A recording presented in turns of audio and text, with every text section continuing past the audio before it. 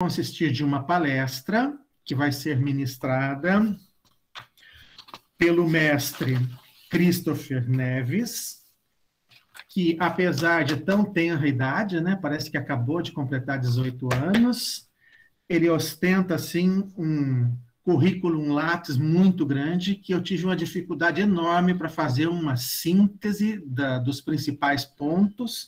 Então, apresentando o nosso palestrante, ele é doutorando em Geografia pela Universidade Federal do Paraná, a UFPR, ele é mestre em Turismo pela UFPR, mestre em Gestão e Direção de Equipes pela Escuela de Negocios Europea de Barcelona, Espanha.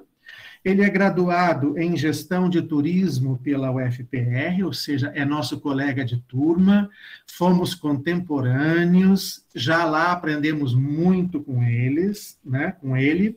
Ele é graduado em Pedagogia pela Universidade Estadual do Paraná, é editor da revista Geografar, coordenador adjunto da área de turismo da Aliança Nacional LGBTI, e atua como servidor público na Prefeitura Municipal de Paranaguá e na Smith Big Consultoria de Viagens. Então, olha só a bagagem, né, que esse menino já tem. E eu, como sou um ex-servidor da Justiça, né, eu adoro dar sentenças, certo? E as minhas sentenças são irrecorríveis, elas transitam em julgado no momento da publicação dela, não cabe nenhum recurso. Então, nós temos aqui, com certeza, um futuro professor da nossa faculdade, do nosso curso, e tenha certeza que esse é o nosso desejo. O evento só está acontecendo, gente, porque eu contei com a colaboração dos meus colegas de turma e do meu professor, que tiveram muita paciência, que me atenderam fora de horário, porque eu tenho uma dificuldade enorme com tecnologia da informação. Então, eu já quero, de início, registrar esse meu agradecimento a todos os meus colegas de turma, que, olha, me atenderam fora do horário, fizeram passo a passo, porque sem eles, eu não conseguiria fazer esse evento acontecer. Não é? Por falta de conhecimento em tecnologia de informação. Então, a todos vocês, meu muitíssimo obrigado. E o evento ele consiste numa palestra, e depois da palestra nós vamos abrir a fala para quem quiser fazer perguntas. Essas perguntas poderão ser feitas oralmente, né, ou por escrito através do chat. Então, já vou pedir a ajuda dos meus colegas, né, para fazerem os prints para mim, por gentileza, para me alertarem das perguntas que estão no chat, porque na minha idade eu já não tenho assim, essa habilidade para cuidar de tanta coisa ao mesmo tempo, certo? Então, agora, com vocês, o nosso palestrante Christopher. Bom dia a todos, a todas. Bom dia, Antônio. Olha, os 18 anos, nem eu minto tanto. Às vezes eu digo que tenho 25, para dar uma enganada. Mas é raro. Agora já tô parando de mentir a idade. Estou assumindo os 32 anos já. Obrigada. É uma honra estar aqui. Tipo, faz tempo que, como diz, não aparecia por aqui, desde o primeiro dia do evento. Eu já compartilhei uma tela, mas a sala não foi ainda. Wellington, a assessoria. Sabe o que tem muito ainda não está aparecendo. Christopher, deixa só eu corrigir uma falha, né? Porque eu não falei o tema da palestra, embora ele já tenha sido comunicado várias vezes. Nós vamos falar sobre o turismo LGBTQI+, e a sua importância para a economia, certo? Esse é um nicho de mercado ainda inexplorado aqui no litoral paranaense, e é um nicho de mercado que vocês vão ver na palestra, que ele é cobiçado no mundo inteiro. E como eu estou construindo uma pousada, então esse tem sido o meu tema de trabalho durante todo o curso, certo? Então vamos à palestra, Turismo LGBTQI+, e sua importância para a economia. Christopher. O tema da palestra é o tema que o Antônio pediu. A gente vê como a intimidade entre o cerimonial e o palestrante é ótima. eu não gosto muito de falar de economia, porque a economia ela sempre muda. O que era antes da pandemia, hoje já é outro. Os dados que nós temos internacionais, alguns já não refletem tanto. E a gente vê que o Brasil ele tem um problema grave de não computar dados. Esse é um problema no turismo em geral. Todo mundo precisa de dados para trabalhar e a gente não tem. Na última publicação minha com o Wellington, a gente sofreu com isso. Nós não tínhamos dados acerca do litoral do Paraná para poder fazer uma publicação. Então, a gente compilou vários dados para poder ter um panorama disso. E é normal, assim, infelizmente no Brasil é normal. O IBGE a gente vê aí sendo censurado, o censo ficando atrasado, mas alguns dados internacionais, eles acabam sendo sempre computados. E porque tem um interesse tanto do mercado quanto do governo em fazer as políticas públicas voltadas para LGBTs, voltadas para gêneros, mas também do mercado em ganhar muito mais lucro com isso. Na pequena fala que eu vou fazer hoje, eu vou tentar trazer alguns dados internacionais e alguns dados nacionais coletados para que a gente tenha um panorama desse nicho de mercado, alguns denominam de segmento, a gente vai tentar fazer vocês entenderem porque não é um segmento, mas ver quanto o turismo LGBT é importante para a academia e para o mercado como um todo. Eu gosto dessa imagem que tem onde surgiu o movimento LGBT moderno, vamos por assim, que foi a revolta de Stonewall Inn, no dia 28 de junho, né, de 69. E ela, por acaso, acontece na rua Christopher Street com a Gay Street. Então, acho que se meus pais soubessem isso, acho que eles tinham dado meu nome, sei lá, para João, José, não sei. Mas já fiquei aí imbuído dessa carga histórica de ser gay e ser Christopher. Então, para a gente entender um pouco da questão LGBT, turismo, cultura, sociedade, a gente vai ter que falar de identidade. A gente só vai ter o movimento LGBT, esse nicho de mercado, a partir do momento em que as pessoas entendem que a identidade ela é construída socialmente. Você vive no meio social, você vai se identificando com algumas coisas, você vai se diferenciando com outras coisas, você vai repudiando outras, se aproximando de outras, e assim você forja uma identidade. E aí, a gente vai ter a ideia, né, da construção do sujeito homossexual, do sujeito gay. Antes, nós tínhamos diversas denominações para isso. Pederastas, sodomitas, invertidos e outros termos que surgiram ao longo de séculos em diversas línguas. A gente vai ter o termo gay sendo adotado mais recentemente, lembrando que o termo gay, né, é a tradução alegre para o inglês. Então, ela já surge aí meio que de uma gíria, de uma piadinha, de uma brincadeira. Assim como o termo queer, né, do Q, do LGBT. O queer é um sujeito que se identifica como queer, é um sujeito que age de forma queer, é uma pessoa que questiona. O queer, ele foge a regra. Então, tudo que é norma, tudo que é imposto, ele está rompendo com isso. Como essa identidade queer, ela acabou sendo incluída na sigla LGBT. Alguns teóricos não entendem o que como identidade, mas sim como uma ação, né, uma performatividade. E a gente vai ter Judy Buster, outros autores falando sobre isso. Então, eu me identifico como sujeito gay. E eu, ao me identificar como sujeito gay, eu tenho algumas outras cargas comigo. Sou um sujeito não sei de classe média, né? Mas sujeito que tem um bom emprego, funcionário público, também trabalhando numa escola. Então, assim, sujeito branco. Não sou tão afeminado. Às vezes eu dou uma pinta, né? Mas às vezes eu tento manter o rebolado retinho ali. Então, eu sou um sujeito branco, tenho alguma situação financeira estável, não tenho tanta pinta. E aí, essas cargas são imbuídas na minha identidade, que não reflete as mesmas de outros sujeitos negros, afeminados, residentes na periferia, que não têm acesso a um ensino superior ou a uma outra atividade cultural. São identidades diferentes. E a gente vai ter, né, o gay que ouve Madonna e Cher, desde a década de 70. A gente vai ter a bicha POC que está dançando Pablo na esquina, rebolando a raba. Nada disso inferioriza uma identidade ou outra. São identidades diferentes, todas fazem parte desse espectro LGBT, que é IAP+, que a gente vai ampliando a sigla. Essa é uma outra evolução que tem. E tudo isso se dá nesse último século, né? Século XIX, XX, XXI principalmente, a gente vai tendo essas evoluções. Quando o médico, né, lá em 1800, falou, olha, vamos denominar isso de homossexualidade, homossexuais. Porque naquela época a gente precisava rotular, precisava prender, precisava internar certas pessoas, né, digamos, precisava abraçar essas pessoas, porque elas fugiam à norma. E a sociedade cristã, o governo, não queria isso para si. Mas se a gente voltar séculos e séculos atrás, na época da Grécia Antiga, nós tínhamos os professores, os alunos. Se a gente voltar para o Império Romano, nós tínhamos os imperadores que tinham os seus servos sexuais. Se a gente for para o Egito, nós tínhamos também essa população, essa comunidade representada em hieróglifos, em outras artes. Então, o relacionamento sexual entre dois homens, entre duas mulheres, sempre foi muito normal.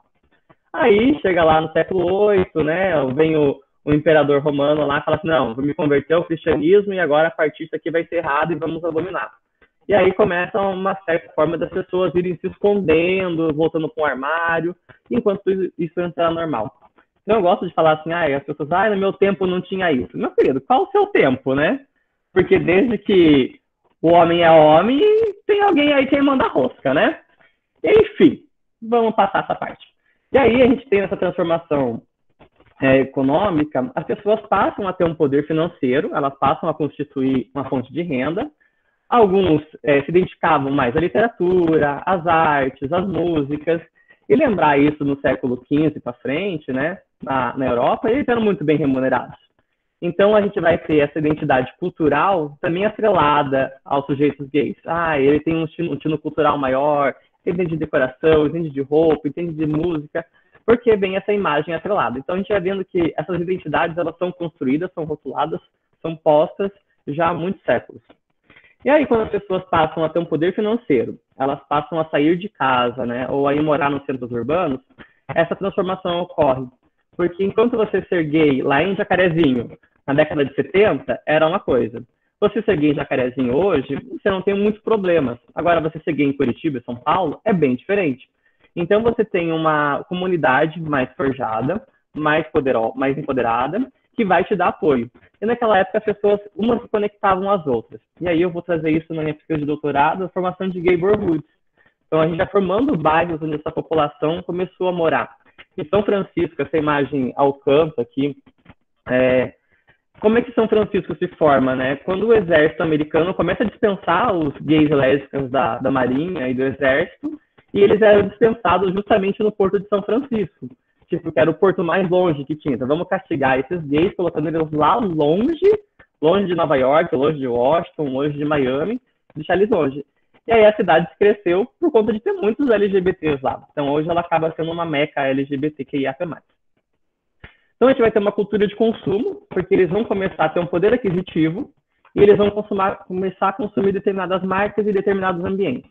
Então, a gente vai viajar e vamos se hospedar em um hotel específico que não vai ter essa preocupação. A gente vai consumir uma determinada marca de vodka, aqui, Absolute. Nós vamos consumir uma marca de cueca, Calvin Klein.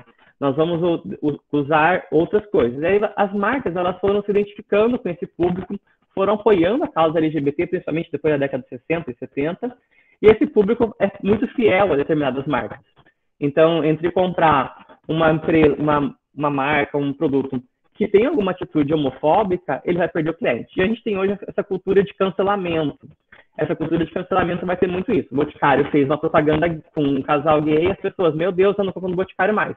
Compensação, a venda para o público LGBT aumentou.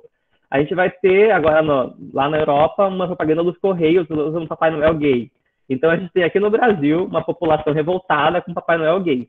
Eu nem preciso lembrar que Papai Noel não existe, né? Mas também tenho que lembrar que o Super-Homem também não existe. Mas a gente tem uma população aqui que ainda tem muito preconceito, muita idiotice e vai sofrendo com isso. Enquanto isso, o público ele vai se identificar com essa marca e vai dar mais ênfase a ela, vai passar a consumir. E aí, quando essas pesquisas, elas fazem essa pesquisa de mercado, chega lá na parada gay, por exemplo, qual marca de vodka você consome? Absolute. A gente vai ter o consumo dessas marcas, o que vai indicar essa questão do pink money, que a gente gasta 30% mais que heterossexuais. Óbvio, se você vai ver o público que está consumindo aquele produto, naquele determinado evento, naquele determinado local, a porcentagem é muito maior. E também a gente vai ter alguns dados forjados. Então, eu me questionei muito quanto a isso quando eu comecei a fazer pesquisa, a questão de quem são esses gays que consomem 30% a mais que hétero. Porque a gente acaba consumindo as mesmas coisas. A gente faz compra no mercado, a gente faz determinadas viagens, mas o que a gente consome mais? Em camisinha lubrificante, talvez, mas também em outras coisas. Mas é preciso deixar isso bem claro. E quando se torna isso como um base, como uma verdade, assim, como diz o Antônio, né, não tem como questionar, eu estou dizendo isso e pronto, abre margem para muitas coisas e muitos questionamentos. A OMT aceitou esse dado, com base em outras pesquisas, mas a pesquisa que eu fiz no Brasil, eu achei que isso não estava acontecendo com a minha realidade. Sobre gente do Antônio que ganha muito bem, eu não posso gastar 30% a mais, porque eu tenho 30% a mais de conta para pagar. Então, eu tenho que controlar os meus gastos. E aí, na segmentação turística, surge a mesma coisa. A OMT vem falar isso, que a gente gasta, a gente faz parte de 3 a 7% dos turistas mundiais. Tá, mas a gente consome o quê? Quando a gente for parar para ver a realidade do turista brasileiro, do turista norte-americano, são totalmente diferentes. E aí que surgem umas questões aí relacionadas, então, a essa ideia de consumo, de economia. Então, deixa eu fazer um breve histórico do turismo LGBT. Vou lembrar que, na década de 60, surgiu o Dan Room Address Book. Foi um guia, tipo as páginas amarelas que nós tínhamos na lista telefônicas antigamente.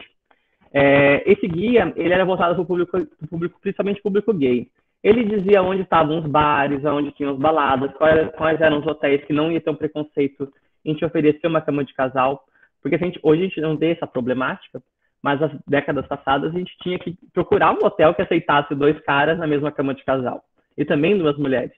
Então, os estudos publicados no Journal of Homosexuality, ele vai trazer isso. Muitos hotéis eles não respondiam, porque naquela época, né, a mensagem era por carta. Você mandava uma carta solicitando se teria vaga no hotel para aquele dia. E acabavam não respondendo. Então, essa é uma das questões. E aí também surge, na década de 60, a Spartacus International Gay Guide. A Spartacus, até hoje, ela existe. Até hoje, ela faz esse levantamento de qual destino você deve visitar ou você não deve visitar.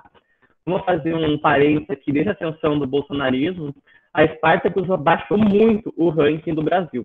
Nós já chegamos a ocupar o 18º lugar como o principal destino LGBT do mundo, indicado para os turistas LGBTs. A gente tinha o carnaval, nós temos praia, nós temos natureza, nós temos cultura, e essas pessoas vinham motivadas a isso. Com a ascensão do Bolsonaro, nós temos o 68º, ou seja, a gente baixou 50 posições nesse ranking. A gente só não chegou lá igual os países que estão matando ainda, porque o ranking são quase 200 países. Mas a gente baixou bastante.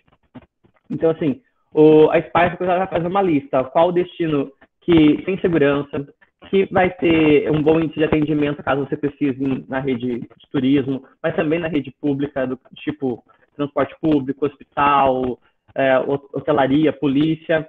Vai saber as leis se você corre algum risco. A gente vai ter agora a Copa do Catar, né? No Catar é perigoso você ser um sujeito homossexual e demonstrar uma festa que você pode ser preso. Agora dizem eles que na Copa do Mundo eles vão fazer algumas concessões por conta do evento internacional. Ainda mais que um jogador de futebol se assumiu homossexual. Aí a gente tem o pioneirismo de Hans Everson, ele vai ser o pai do turismo gay, né? Assim como a gente tem o pai da hotelaria, o pai da aviação, o pai de tudo no turismo. O Hans Everson, ele fez uma agência de viagem e foi para o Rio Colorado, no Grand Canyon. Então, não temos fotos, não temos nada, só temos relatos históricos, propagandas, que vão dar a ele esse título. Em 76, o primeiro empreendimento em Key West, no sul da Flórida. A Key West, hoje, então, ela ainda se consolida como um principal destino LGBT-friendly da Flórida. Fica, como dizem, a primeira ou a última cidade dos Estados Unidos, fica bem próximo de Cuba. E Key West, além de ser um lugar muito bonito, é um lugar muito movimentado. Ele tem esse clima de Caribe dentro dos Estados Unidos.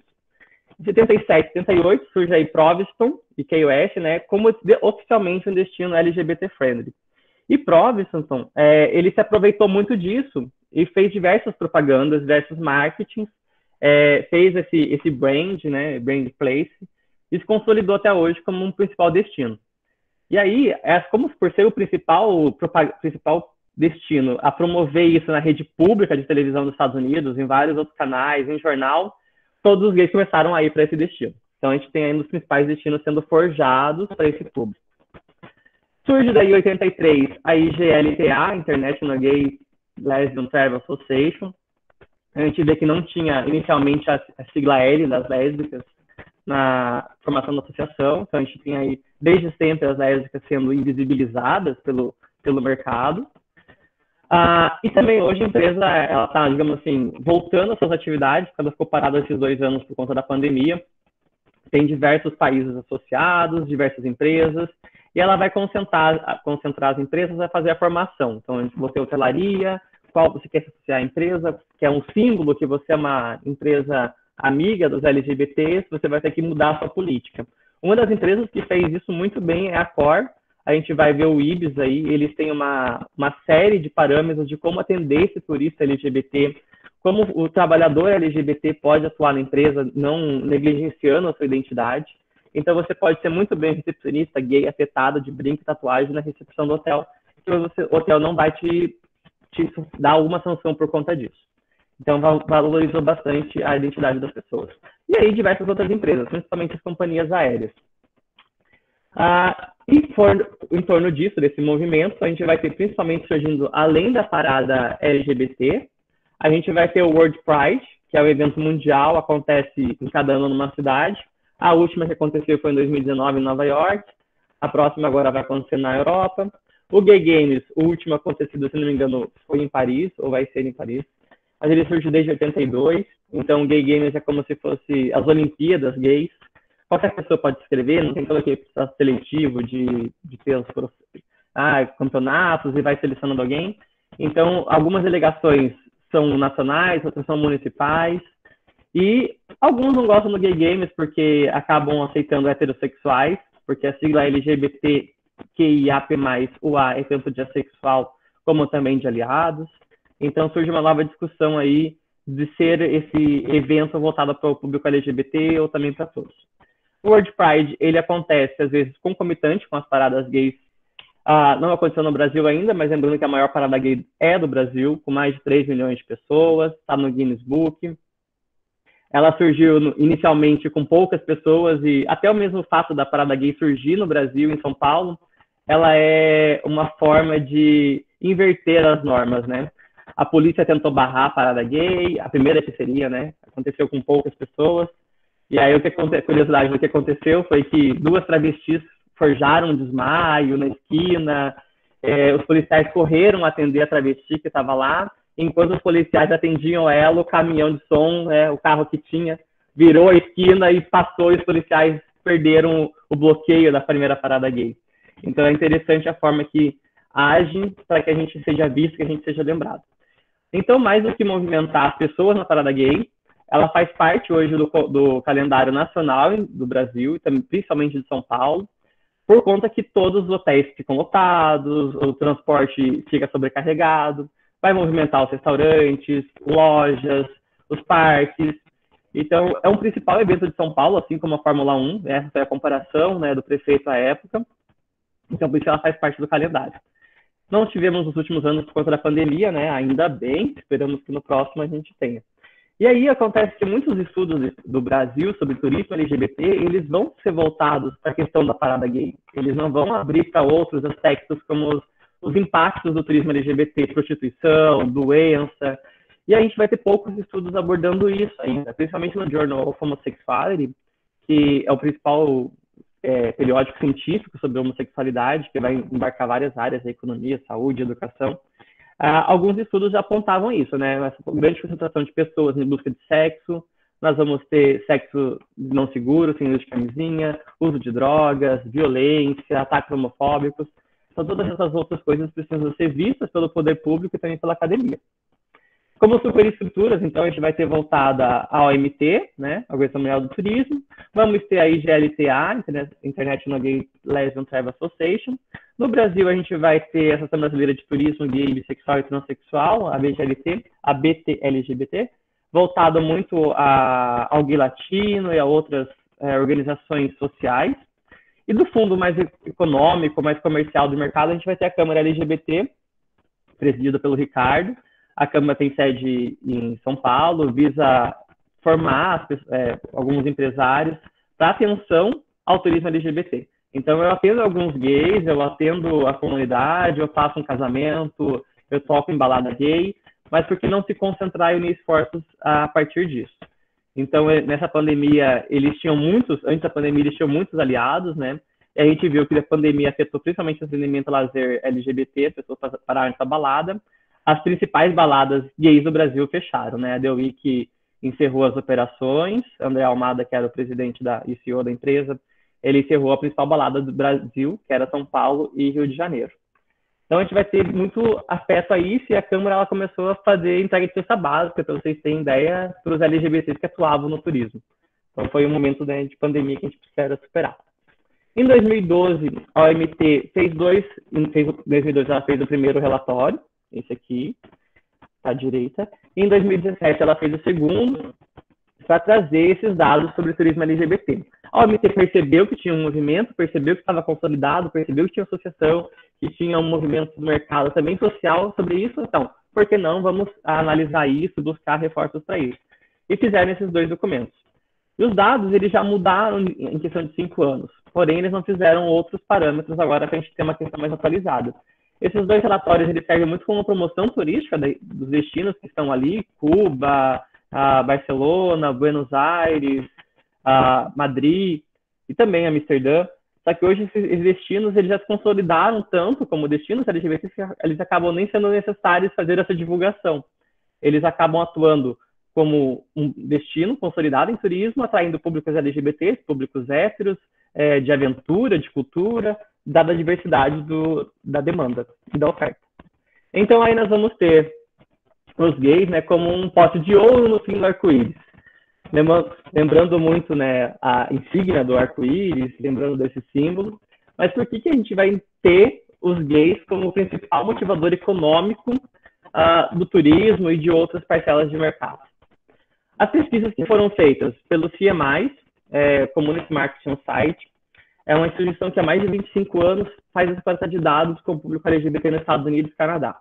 E aí, algumas vezes, eles acabam pegando públicos de outros países como parâmetro, muito raramente. Então, há 25 anos, eles fazem essa coleta de dados e eles vão mudando as perguntas anualmente. Não entendi se as perguntas são mudadas por conta de uma legislação, que não pode repetir as perguntas, ou, em outros casos, porque há também essa mudança na sigla LGBT. A gente vai ter no Brasil, para a gente lembrar lá, o GLS, gays, lésbicas e suspeitos, não, gays, lésbicas e simpatizantes. Nós vamos ter o GLBT, LGBT, LGBTP, já usaram algumas vezes, LGBTPP 3 vezes, até a gente ter a sigla aí hoje, LGBTQIAP+, se a gente for ter outras siglas ainda, todos tentando abarcar diversas identidades. A Otinal Global, ela fez uma pesquisa no Brasil, tentando ver o consumo do brasileiro e comparar com o consumo internacional. Eles têm uma perspectiva de consumo até 2030. LGBT Capital, sediado na Europa, que visa ver o poder financeiro dos LGBTs no mundo inteiro. Então, são 2 empresários que construíram o LGBT Capital. Eles acabam fazendo essas coletas a partir de imposto de renda, a partir de declarações fiscais de diversos países. O Credit Suisse, que é o principal banco da Suíça, eles vão fazendo essa coleta também por conta que os investidores são LGBTs, e também a Suíça tem toda essa ideia de paraíso fiscal. O Equality Health, o Prudential Research, tem os dados da OMT no report, a Spartacus fazendo essa análise de legislação, a Nespeak Magazine. A Nespeak Magazine, ela entrou, digamos assim, de gaiato no Cruzeiro Gay aqui, porque ela é voltada a fazer imóveis de aluguel. Então, eu vou ofertar imóveis de aluguel em determinada cidade. E ela percebeu que o público que estava alocando era LGBT. Então vamos identificar onde investir. E quando elas foram identificar onde investir, fizeram um bom trabalho. E o seu ranking acabou sendo usado aí universalmente para entender as cidades LGBTs. Tem que ter cidadania, tem que ter entretenimento noturno, tem que ter segurança, tem que ter vários outros índices para poder ser considerado um bom destino LGBT. Então, em números, né, para a gente entender a importância desse público viajando, não apenas social, a gente vai ter 120 milhões de turistas LGBTs mundiais, houveram 35 milhões de chegadas internacionais em 2016, são dados estimados pela OMT, e esse gasto de 30% acima da média. Esse gasto de 30% da média foi o que sempre me instigou e sempre falou, não, alguma coisa não está certa com isso, porque não reflete a minha realidade e não reflete a realidade das pessoas que eu conheço. Eu vou procurar um hotel mais barato, eu vou procurar uma passagem em promoção, eu vou procurar economizar, talvez para viajar mais, mas eu vou procurar uma forma de economizar. E aí a gente vai ter os dados internacionais apontando isso diferente. E aí surge a primeira questão. Os dados, as fontes receita dos gays internacionais são em dólar. Se ele viaja para o Brasil, ele pode viajar 5 vezes, porque o valor dele vale 5 vezes mais. Se ele vai para o México, o câmbio favorece muito a ele, então ele vai para o México. Se um gay que mora lá na Suíça vai para qualquer outro país do continente europeu, a moeda dele vale mais. A Suíça é muito mais cara. Então, por conta disso, se a gente pegar os dados internacionais, eles não vão refletir a realidade, principalmente da América Latina, como também não vai refletir a realidade da África e alguns países da Ásia.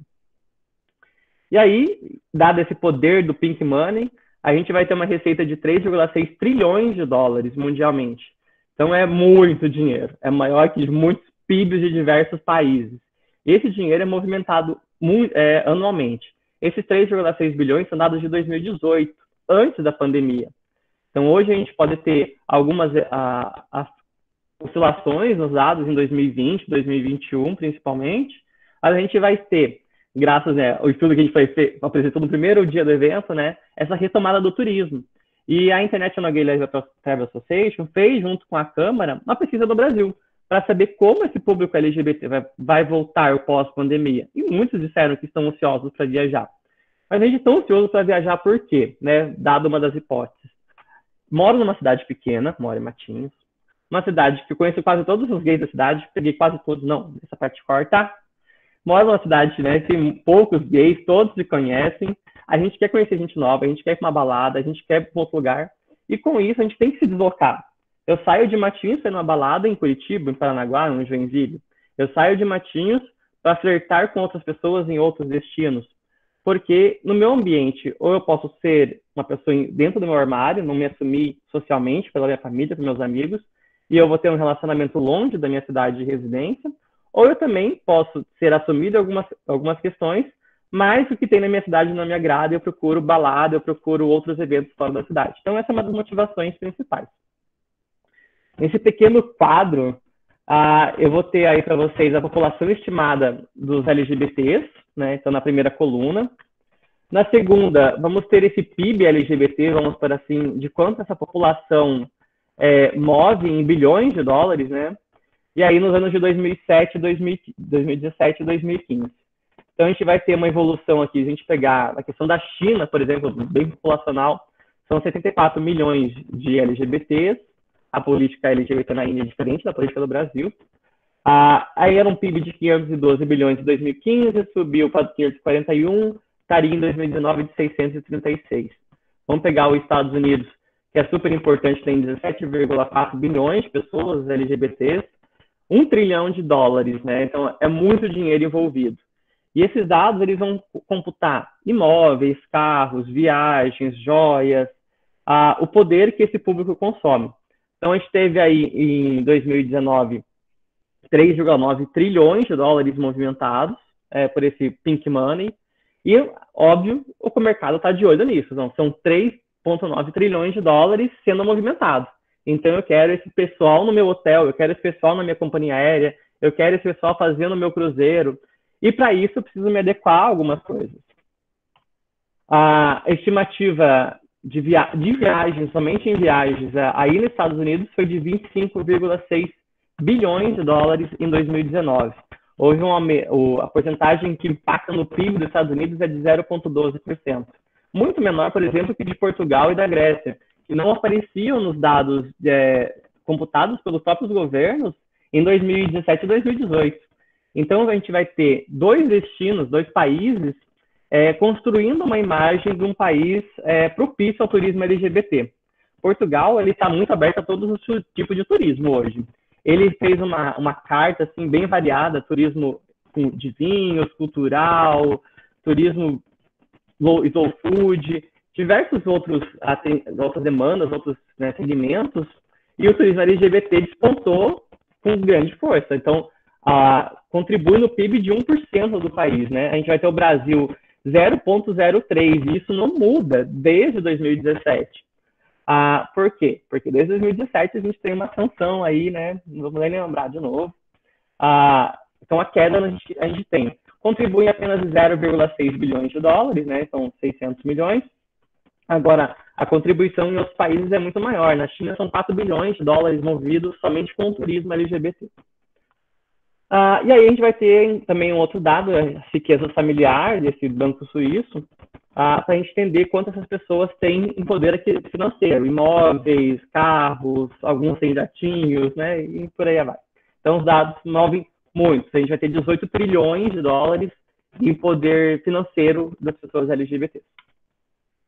Mas, trazendo isso para o mercado internacional, né, o que eles apontam? Os turistas viajam mais de 3 vezes a lazer por ano, 2 vezes para viajar aos amigos, 1 vez a trabalho, fazem mais de 4 voos ida e volta anual, ficam quase 12 noites em hotel, 9% fizeram cruzeiro, 62% querem fazer um cruzeiro, 55% quer um cruzeiro só LGBT, a gente vai ter a Olivia voltado para o cruzeiro lésbico, aí vai ter os cruzeiros gays que as outras empresas fazem. Um tipo de turista, eles são predominantemente com gastos moderados, mas com alguns pequenos luxos, então, além de compras, alguns resorts, hotéis com estrela Michelin, mas também a gente tem uma parcela próxima aí com gastos moderados, econômicos, com algum gasto ocasional, se dá o direito de pegar algum Uber alguma vez ou outra na viagem. Mas também temos aí 4% super luxo e tem 10% econômico.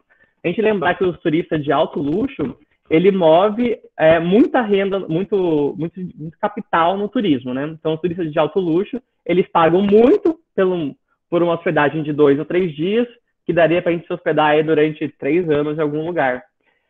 Então, a parcela do turista de luxo, como um todo, ela é de 30%, mas a gente vai reduzindo isso, a gente tem 4% das pessoas LGBTs que fazem esse turismo de alto luxo. Esses são os dados coletados pelo CMI. Então, eles pegam uma população próxima, né, de lésbicas e gays, mas também eles coletam dados das pessoas transexuais, o que é muito importante, porque a gente não vai ter acesso, visível, pelo menos, as pessoas acessam no turismo.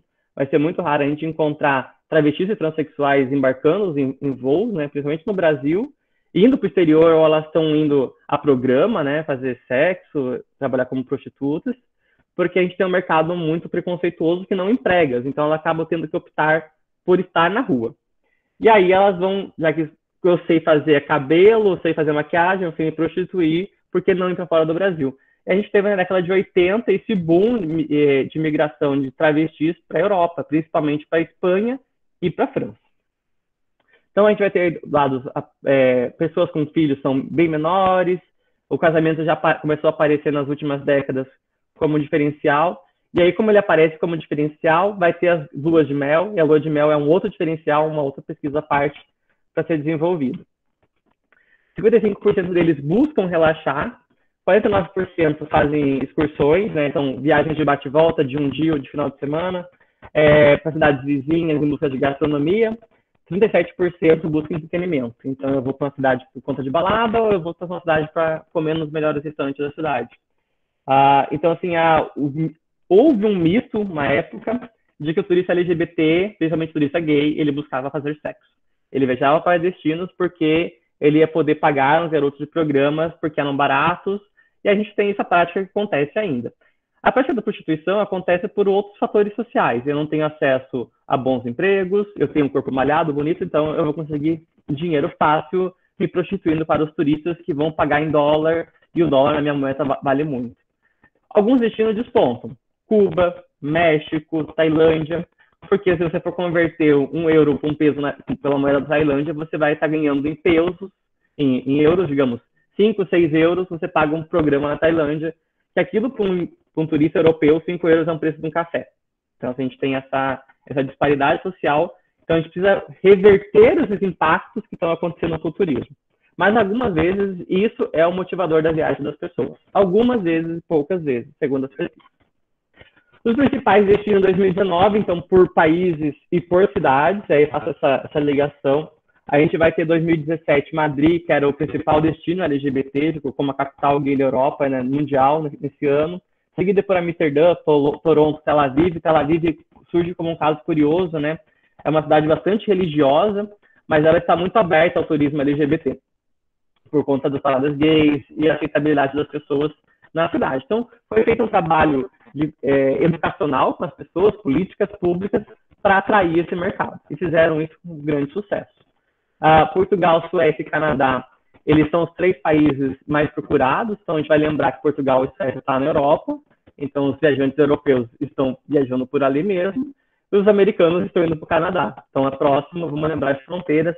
Não vamos fazer essa relação de países e cidades com o turista brasileiro. O turista brasileiro que vai ao exterior, ele vai muito facilmente a Buenos Aires, porque é o mais próximo, o voo é mais barato, o câmbio ainda é favorecido. Ele já vai menos para Santiago, porque tem uma outra vibe, uma outra cultura, já são mais longe da passagem, mais caro. Então, essas vão ter interferências. Então, a gente tem que pegar a produção desses dados, todos são coletados à escala mundial, a população que viaja mais, vão dar mais destinos, e vão refletir os que estão mais próximos de si, às vezes. E aí, bicha? Quem é você? Fala assim comigo. E aí, bicha, querida? Quem sou eu? Bicha da onde? Eu conheço você por aí, para a gente saber quem é o turista brasileiro, eu fiz o survey, que faz parte da minha dissertação. Está sendo publicado agora na revista da Retour, né? Mês que vem, diz a editora. E aí foram muitas perguntas, porque não tinha dado brasileiro. Então, para pegar esses dados, eu peguei os dados internacionais, confrontei com aquilo, falei que não concordava. Aí eu fui fazer uma pré-pesquisa em 2018 na Parada Gay de São Paulo. O Brambati foi o coautor, a gente publicou na Rosa 200. Ele achou muito curioso a metodologia, que eu tive que parar na porta do banheiro para entrevistar as pessoas. Porque enquanto eu estava circulando pela Parada Gay, ninguém queria ceder à entrevista. Tava todo mundo querendo beijar na boca. Lembrar que antes da pandemia. Todo mundo queria beijar na boca, todo mundo queria se pegar com alguém, todo mundo queria beber. E o momento que eles estavam calmos para responder uma pergunta era na porta do banheiro. E assim, isso foi muito engraçado, ele colocou no artigo, a editora comentou bastante. Então a gente vai ter alguns dados diferentes dos dados internacionais. De 20 a 39 anos é a idade das pessoas. Como eu fiz um survey, estava online, a maioria dos respondentes eram brasileiros, residentes no Brasil, mas quase 4% estavam morando fora do Brasil. As pessoas respondiam mais, eram de São Paulo, Curitiba e do Rio de Janeiro, mas houve respondentes do Brasil inteiro, de todos os estados, cidades do interior, cidades litorâneas, capitais. A população solteira é de 45% e um estável, casados 25%, apenas 2% tinham filhos. E isso vai de encontro, né, vai fortalecer a sigla JINX, Don't Become No Kids, que é muito usada. Então, se os gays não têm filhos, eles podem gastar mais com outras coisas. Se os gays não têm filhos, eles não pagam mensalidade de escola, eles não pagam plano de saúde para ter filhos, eles não pagam babá, eles não compram material escolar, eles não compram roupa infantil. Eles podem gastar isso com festa, com álcool, com viagens. E aí o mercado vai a partir dessa sigla, JINX. Então, só 2% tinham filhos. E a gente pode fazer uma análise, né? Essas pessoas que têm filhos, quantos anos elas têm hoje? Então, isso fica para outra pesquisa. A renda deles era inferior a R$2.000. Então, assim, se eu tenho uma renda inferior a R$2.000, como eu vou gastar 30% a mais com os turistas heterossexuais? Vamos lembrar do câmbio favorável. Ensino superior, cursavam ou já tinham concluído, era 91%. 47% utilizavam agência de turismo e 49% não utilizavam. Quando a gente perguntou se utilizava agência de turismo, a gente deu opção: agências físicas ou agências virtuais.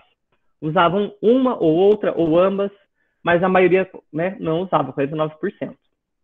Eles se hospedavam em pousadas de hotéis, faziam viagens aéreas e frequentavam bares, cafés e lanchonetes locais. Poucos visitavam, então, resorts, que são as hospedagens mais caras. Poucos estavam consumindo em hotéis estrelados, Michelin, então eles estavam fazendo outro tipo de viagem, uma viagem mais econômica, mais moderada.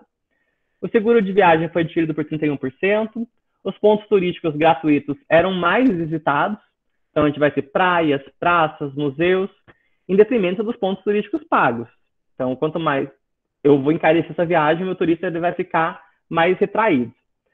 Os ambientes culturais, 37%, então a gente vai ter essa imagem do viajante homossexual como uma viajante cultural. Bares e baladas eram procuradas pela maioria das pessoas, então a gente vai ter um entretenimento noturno sendo buscado, sendo motivador de viagem. Em companhia de amigos, 54%, então vamos lembrar o clima festivo dessa viagem. E aí viagens de casal, 50%.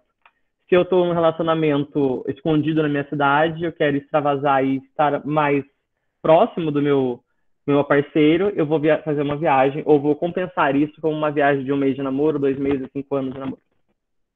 Então, eles são turistas econômicos, com alguns banhos sazonal, alguns moderados, fazem 3 viagens nacionais a lazer por ano, não fizeram nenhuma viagem ao exterior, 50%, procuram destinos com belezas cênicas e naturais, e aí vai ganhar muito destaque praias e cidades do campo.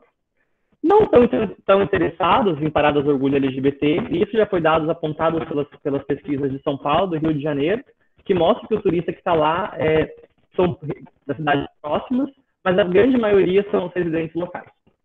A importância da imagem como destino LGBT é importante, com 48%. São Paulo desponta como principal destino nacional e São Francisco nos Estados Unidos.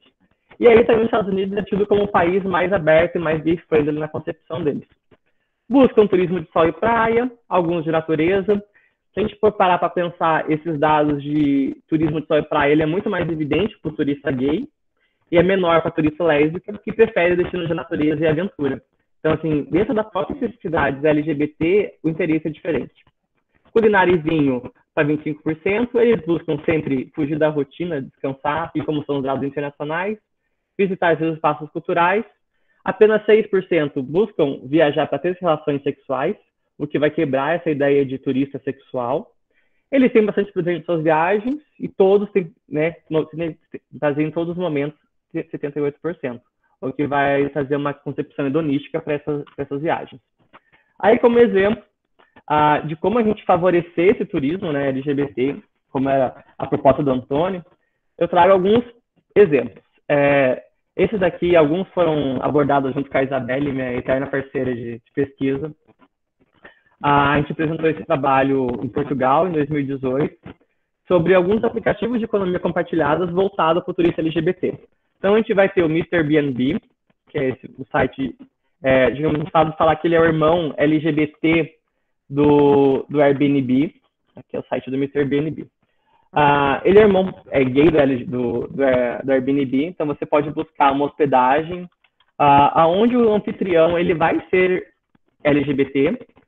Então, você busca como se... check-in dia 20, 22, um hóspede... E você vai ter um anfitrião LGBT bem te recebendo. Isso aconteceu, essa plataforma surge a partir do momento que os donos da plataforma, eles sofreram homofobia dentro do Airbnb. Relataram um caso e falaram, por que a gente vai relatar e esperar uma resposta, a gente pode montar uma plataforma.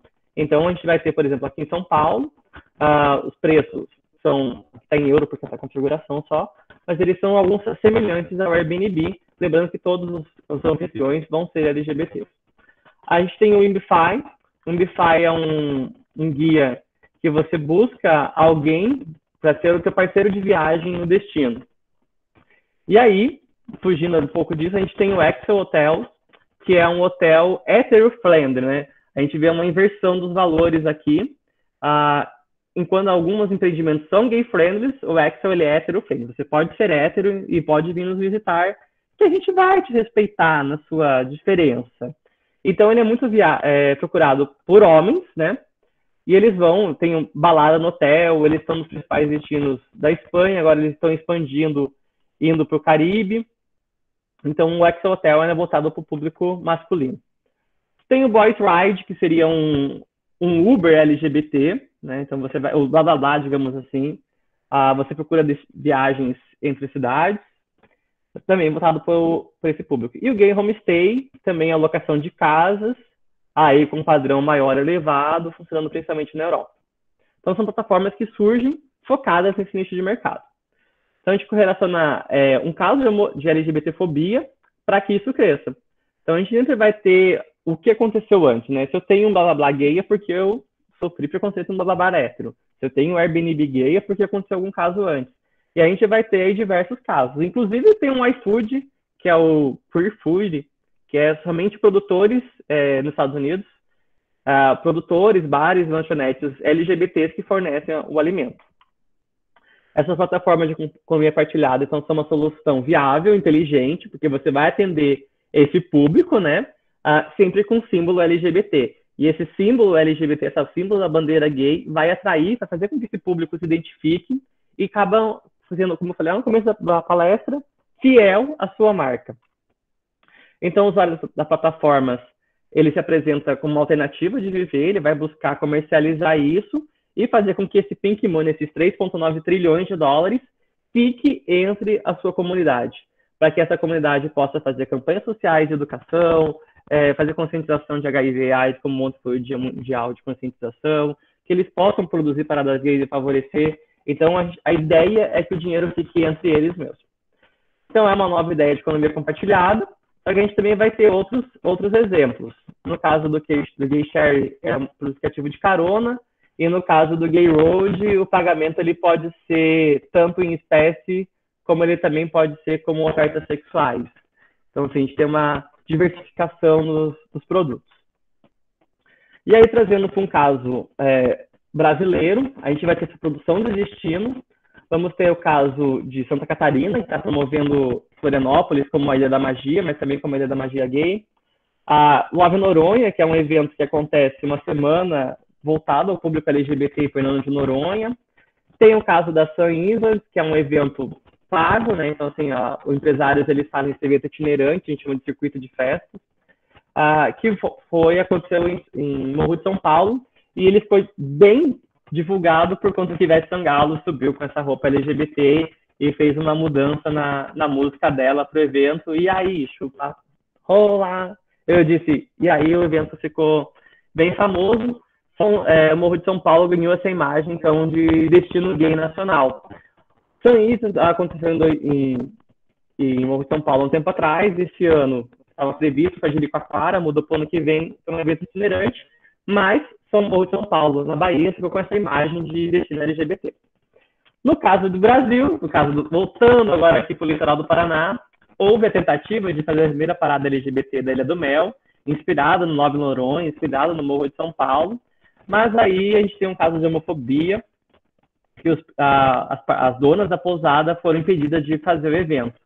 E assim, então houve uma divulgação entre a mídia LGBT, né, a revista Lá do A e outras revistas do mercado LGBT divulgando que aconteceria isso, fez toda a produção da Ilha do Mel, divulgando seus atrativos, de quanto ela era bonita, de quanto era uma cidade, um lugar pitoresco, e vem a prefeitura no dia do evento de manhã e fecha a pousada responsável pela promoção do evento. Então ficou uma imagem já ruim da cidade.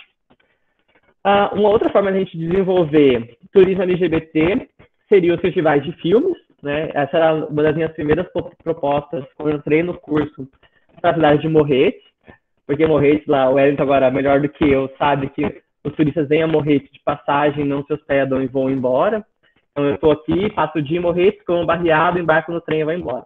Uma forma de fazer o residente ficar, então seria uma possível hipótese, um festival de filme projetado num grande telão sobre o Rio de Janeiro, e as pessoas sentariam na beira do rio e assistiriam um filme.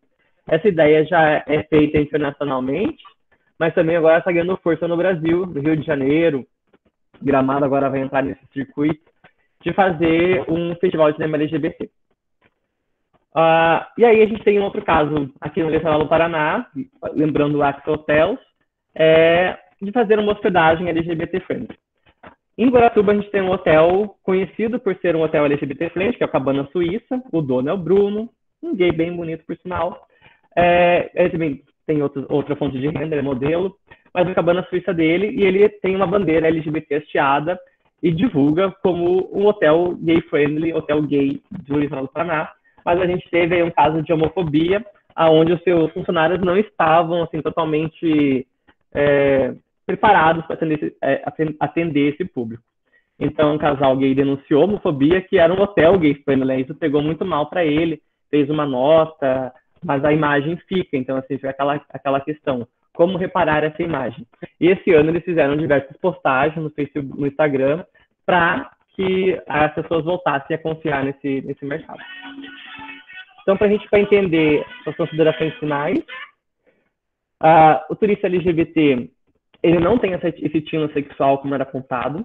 Os dados internacionais da OMT e do CMI não refletem a nossa realidade financeira.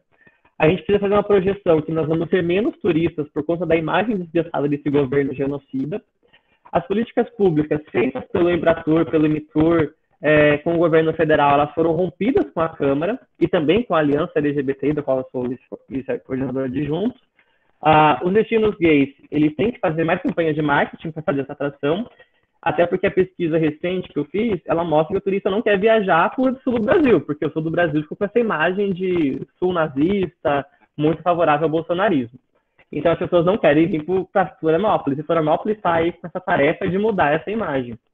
Assim como o Gramado agora que vai fazer a promoção LGBT. Também, para ampliar os estudos, buscar outros grupos de pesquisa, buscar outras parcerias, tanto na GLTA, como a Câmara de Comércio, ONGs, grupos de pesquisa. Não vou falar muito do Panaturismo, porque eles não fazem dados nem da demanda do Estado, quanto mais de um público em específico, né? Então, a gente vai ter que acabar fazendo isso enquanto universidade mesmo, enquanto interesses próprios ou do mercado, para buscar isso, porque o governo acaba sendo negligente com esses dados. Acho que era isso, acho que eu atendo a demanda do Antônio, coloco à disposição de vocês. Adorei já. Christopher, eu só vou dizer agora um muito obrigado, depois eu faço um fechamento, certo? E nesse momento, então, eu abro a palavra para os nossos queridos participantes e ouvintes, né, para fazerem as perguntas que julgarem necessárias.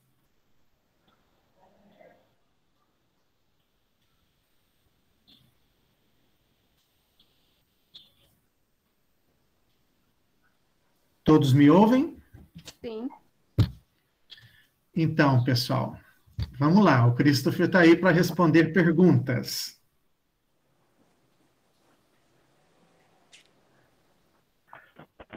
Antônio, como é que Christopher. Sim, vai, linda. Eu fiquei muito curiosa com a questão da pesquisa. Quando tu falou que tu contestou e fez, você falou usar, não é arranjo, você usou uma palavra ali, mas que você acabou adaptando esses dados. Como foi feito isso? Qual foi o teu parâmetro para poder adaptar? Então, Carol, há 25 anos o CMI faz a pesquisa nos Estados Unidos. Então, eles vêm fazendo a coleta, identificando quem é gay, quem é lésbica, quem é trans.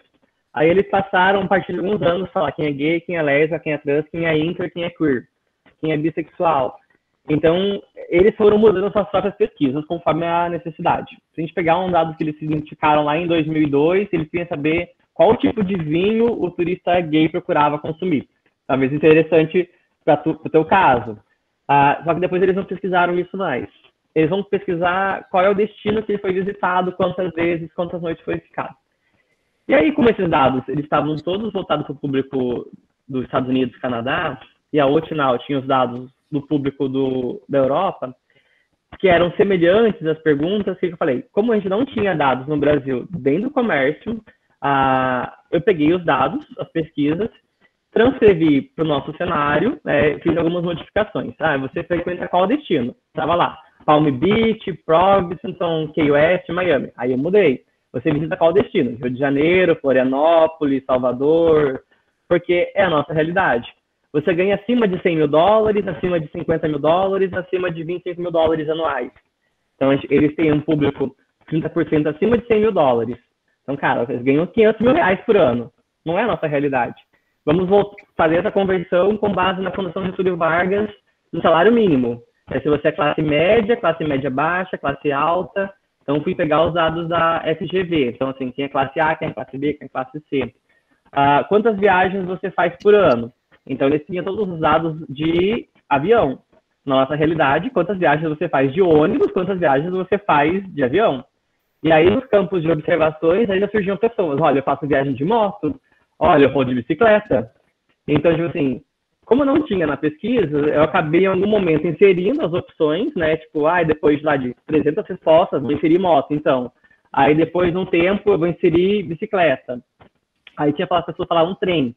Só que as pessoas que estavam viajando de trem era o pouco público que tinha ido para a Europa. Então, assim, as realidades são muito diferentes. E quando eu entrei no mestrado lá para fazer pesquisa, era para fazer uma coisa.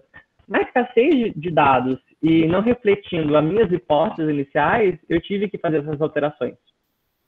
Eu queria pegar os dados do AMT, porque eram os dados que eu acreditava, né, inicialmente. Então, todo mundo gasta dinheiro. eu, né, entrei no mestrado, eu viajava bastante. Então, assim, eu viajava, comprava passagens baratas, em milhas, comprava passagem na promoção e viajava mais. Então, comparado aos meus amigos heterossexuais, eles viajavam menos. Eu não tinha filhos, os meus colegas do ensino médio estão começando a ter filhos, já casaram. Então, algumas coisas refletiam a minha realidade internacional e eu acreditava nisso. Conforme você vai fazendo as pesquisas, vai fazendo a leitura, pegando outras dissertações, você vai vendo que tem uma fragilidade. Essas fragilidades repetiriam no meu estudo, eu com medo de perder o diploma, né? Então vou ter que alterar minhas pesquisas.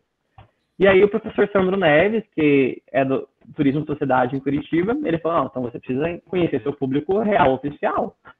E para isso a gente foi fazer a mudança da pesquisa. A pesquisa ela foi divulgada na internet, eu fiz a divulgação em diversos grupos de universidade, então por isso talvez que os meus dados apontem que muitos estão cursando ensino superior ou já tenham concluído, mas também já fiz a divulgação no mail list, no evento que teve, que eu atuei no evento como palestrante, que era o primeiro congresso LGBTI internacional em Curitiba.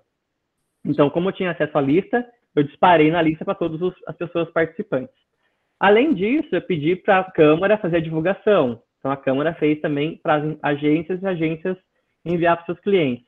Então, assim, ter 1.400 respondentes em todos os estados, em diversas cidades, é interessante, porque vai refletir.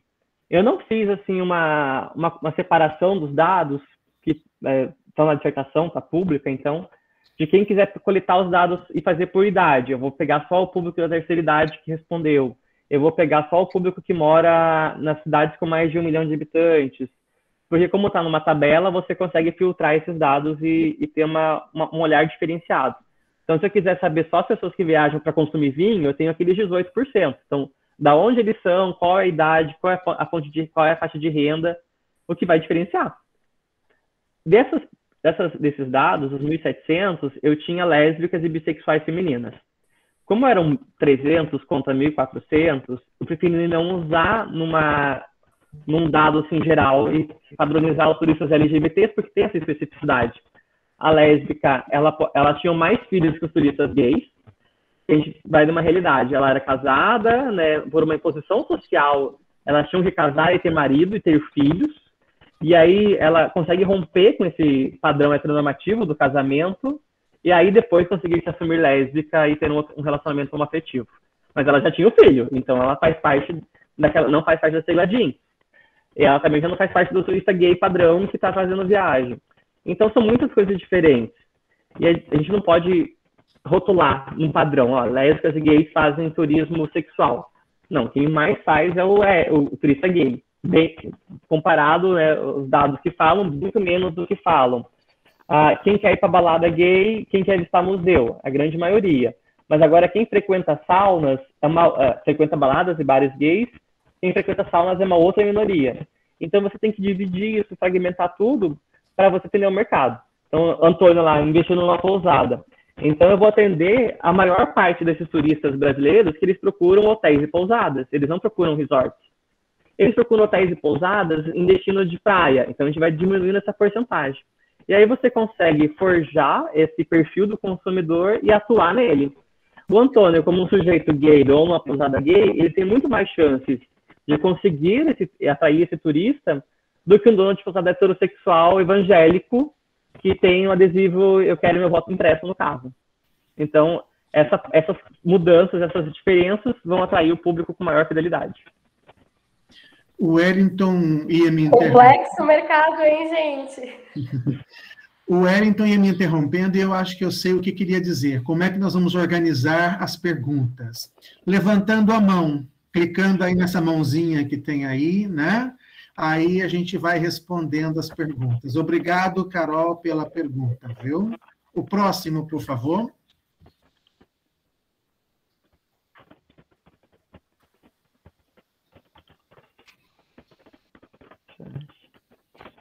Mais alguém interessado em fazer perguntas?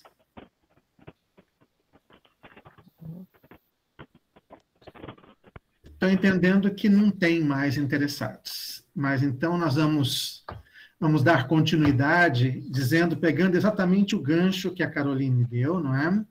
Que nós estamos tratando de um assunto muito sério, muito amplo, discutido a nível mundial e que apresenta números assim que são impressionantes, né? Enquanto nós falamos de população LGBT, são milhões. Quando nós falamos de movimentação financeira do PIB, são bilhões ou trilhões de reais. Além disso, nós temos que agregar o fato de nós sermos cidadãos, contribuintes, certo? E eleitores. Então, nós temos uma força muito grande a nível local, regional, estadual, até a nível nacional, certo? E como o Christopher disse, ele já me entregou, né? Como um membro da comunidade LGBT, eu sinto isso na pele aqui no litoral, esse preconceito que ele falou, quando ele citou um evento que teve a tentativa de ser realizado aqui no litoral, não é? Eu fui por 30 anos segundo residente, ou seja, eu morava no interior e tinha minha casa de praia, vinha para cá nos finais de ano, não é? E hoje eu estou há 5 anos residindo aqui. E sempre senti falta de ambientes, assim, destinados a esse nicho de mercado. Então, nós que somos da comunidade LGBT, até hoje, especialmente no meu município, porque eu trabalho sempre com essa, né, com essa segmentação, que o meu trabalho é voltado sempre para o município de Pontal do Paraná, né? Nós não temos um local para nos reunirmos, para reunir essa comunidade que se identifica sexualmente falando. Então, nós somos obrigados a paquerar na praia, a paquerar no calçadão, no comércio, onde os ambientes são exclusivamente heterossexuais. Então, nós temos a nossa integridade moral e física exposta, certo? Quando eu vim para o litoral, eu decidi fazer um empreendimento em uma pousada que fosse exclusivamente LGBT. Por quê? Porque eu sei do potencial que esse nicho de mercado tem e da necessidade de um local desse aqui no município. Mas quando comecei a fazer as pesquisas, me deparei com essa informação, me deparei com várias informações, uma delas é essa que o Christopher nos trouxe. Já houve aqui uma tentativa de uma parada LGBT em Praia de Leste, que foi um fiasco. E depois, essa tentativa de um encontro LGBT na Ilha do Mel, em que houve resistência da igreja, do Poder Judiciário, inclusive com a participação policial impedindo o embarque da comunidade para a Ilha do Mel. Então, eu fiquei assustado, porque eu achei que eu ia ser a pioneira, vou falar assim, né? E não era. Então, eu cheguei no meu coordenador, né, do meu estudo, no meu orientador, e disse para ele, professor, eu vou mudar o meu tema. Ele disse, não, você vai ficar nesse tema, a gente precisa de pessoas que trabalhem nesse tema. Então, hoje, eu continuo trabalhando nesse tema, o turismo LGBT em Pontal do Paraná. Ele tem norteado toda a minha vida acadêmica, o que facilitou muito a minha trajetória até aqui, não é? Mas eu decidi que eu não vou pôr uma bandeira LGBT como eu gostaria, que é o que a gente vê em Amsterdã, em Berlim, não é? Para quem tem essa oportunidade de viajar como eu tenho, né? Eu não vou poder fazer um empreendimento declaradamente ou exclusivamente LGBT. Mas vou ser ousado, porque acabamos de fazer um trabalho na disciplina, no módulo de gestão de meios de ambiente, onde eu levantei, de meios de hospedagem, onde eu levantei todo o parque hoteleiro de Pontal do Paraná. E nenhum meio de hospedagem R$ 105 por mês, por pessoa. Mas nós sabemos que não é por aí, né? O Brasil só... Isso eu vou fazer na minha, certo? Mas não vou pôr bandeira, certo? Então, foi isso que motivou a escolha desse tema, porque o próprio professor nosso da matéria pediu que nós fizéssemos palestras voltadas para o nosso projeto de aprendizagem, para o nosso trabalho de conclusão de curso TCC. Então, eu quero agradecer imensamente, né, ao nosso palestrante, esse menino Christopher, que é um cálice de sabedoria, certo? Antônio, Oi. a Carol levantou a mão. A Carol levantou a mão, eu não vi. Então, pode ir, Carol.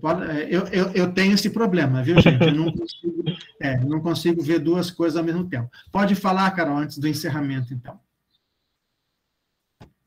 Eu venho trazendo uma pergunta da Andressa, nossa colega. Andressa, nossa colega aqui. Sabemos que a Copa do Mundo atrai milhares de turistas no país em que vai ser sediada.